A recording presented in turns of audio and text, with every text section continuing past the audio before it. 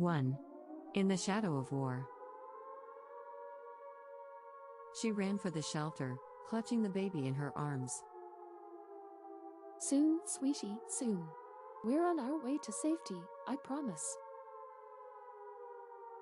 She was saying it as much for her own benefit as the baby's, as if simply saying the words could make them come true. The baby did not cry. It listened to the sirens, eyes as round as plates. The Luftwaffe was bombing London, again. People had lost count of how many consecutive days they had been running for the shelters, with the rising and falling scream of the siren filling their ears, sweeping them onwards like terrified animals towards a place of refuge. Come along, Miss, Hitler's not going to wait for you, dear. The ARP warden took her by the elbow to encourage her along with the others. Then he saw the baby in her arms. Sorry, madam. But please, hurry up, do, Mrs. She was not only escaping the bombs, but also the creatures that were after her baby. Their baby. The only precious thing she had left of him and their love. Her reason for living, beautiful. He had called her beautiful. And he had not yet seen his daughter. She had not been aware of her heritage before she met him. She had only fallen madly in love with a tall young stranger. In the midst of the war, they had clung to each other, as though they were drowning, and the touch of the other would save them both. He had told her what she was, and after the initial shock the knowledge had finally eased her pain of being different. She no longer cared about her childhood. The way all the others had mocked her, how she kept getting herself into trouble, and that final day, when she had taken all she could stand. After that, all the children avoided her, and even though no one believed their stories, she became an outcast. Before, they had bullied her, now they did not even come near her. She spent the rest of her childhood alone, without a single friend, completely ignored. When she was old enough, she moved to London and found a position as a servant. No one commented on her tall frame in the kitchen. They hardly spoke to her at all, and she lived for those moments when anyone threw her a word. Even if it was just an order to peel potatoes. She remembered with warmth the day the grocery boy took a liking to her. The moment he saw her, he said, "Hello, Beanpole, what's the world like from up there? I bet people are always saying you've got your head in the clouds." Nothing I can't handle. I just duck whenever a bird flies towards me. She quite surprised herself by coming smartly back with a reply that earned a delighted chuckle from the boy. "Handy for me that you're so tall. Now I don't have to knock on the door, 'cause you'll see me coming from miles off, won't ya, Beanpole?" He grinned. He was cheeky, but so cheerful and kind that she couldn't be offended. She found she was smiling despite herself. He carried the groceries into the kitchen. "Where do you want them then, gal? Over there?" He touched his cap, and was on his way with a wink and an appreciative lip-smacking noise. She was still smiling, when a voice cut in from behind her. "Oh, someone's got an admirer." It was one of the maids, the pretty one, who had seen the whole thing. She fluttered her lashes mockingly, with her hand on her round hips. "Fancy that, you've got yourself a follower who likes his women to look like a boy."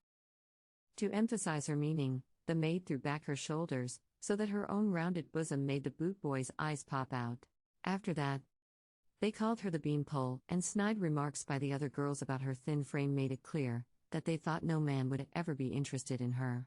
Still, most of the time they weren't too mean, just showing a sort of sly sympathy for an unfortunate young woman, who did not look as a woman should. She kept quiet, and continued timidly to do her job the best that she could, eager to please the others, and even smiling at their comments about her boyish figure, in order to win acceptance into their ranks. When she came of age, she began to have a constant fever, but oddly enough, she did not feel any weakness. By then the war was underway, and in the midst of all the uncertainty and fear, she had met him. She saw him first, and stopped in surprise. There weren't many men, who were even taller than she was, so he stood out amongst the others. There was something else about him, something that she seemed to recognize. She was sure she had never met him before, though. Good afternoon, miss. He lifted his hat to her, taking her by surprise, as she walked towards the pond in the nearby park. She liked to sit and watch the water and the ducks swimming. Sometimes she took them breadcrumbs from the kitchen, not that there was often much left these days, when every scrap of food counted. "Oh, Hello. She stammered, instantly captivated by his intense gaze. To her horror, she blushed. Her heart thumped loudly in her ears. He was tall. So tall. Just like her. And handsome. He was probably the best-looking man she had ever seen. He was just standing there, looking at her in. What was that expression? Wonder? As though he couldn't believe what he was seeing. And then his eyes began to smile, and her knees suddenly felt weak, so that she had to take a step to regain her balance. There may be a war on, but I've never known a smile knock someone off their feet. Well, not anyone as lovely as you, anyway. It took her mind a few seconds to catch up with what her ears had heard. Lovely? He had called her lovely. She peeked at him, to see if he was joking. No, his eyes looked as though he meant what he said. He apologized for his forwardness. I'm sorry. I didn't mean to be offensive. Would you walk with me? Noticing her nervous gaze searching for other people, he added. Just round the park, of course. He held out his arm to her. After a moment's hesitation, she had agreed. They walked together for almost half an hour. He was polite, thanking her, when she told him it was time for her to go, and lifting his hat again. They met again the next day. And the next. And then he stole a kiss from her under an old oak tree, and her response was so fierce that her cheeks burned with shame for the entire evening. A week after she had first met him, they became lovers. He had been escaping from something, because he only agreed to meet her as far from crowds as was possible, in a big city like London. She did not ask what he was hiding from. Too afraid to, for fear of losing him. They had 3 wonderful months together, meeting in parks, and in his room, when they could. Her visits to him were as secret as she could make them, though sometimes she wondered if the other servants guessed. One evening, when she was lying in his arms, nervously knowing that she was late and that she should have already left his little room in his boarding house, hoping that she could avoid his landlady again, that he looked into her eyes so intensely that she was almost scared. There is something you need to know about yourself. About myself. She did not understand. Yes. You are not who you think you are.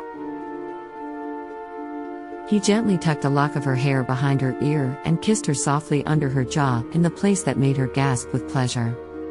I'm not. Who am I, then? She smiled, trying to make a joke of it, but feeling apprehensive.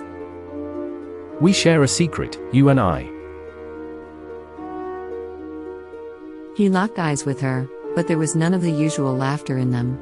Only tenderness and fear? I know. She tried to sound light. If they knew what I have been doing with you.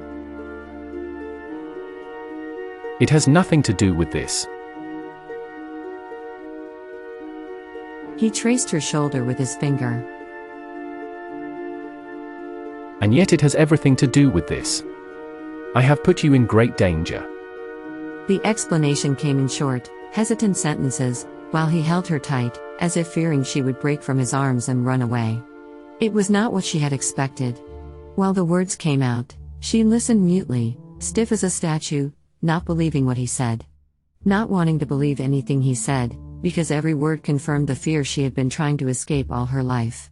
Every pretense of her being normal was shattered forever, there in the shadows of the ordinary little room, that had witnessed their deep love for each other.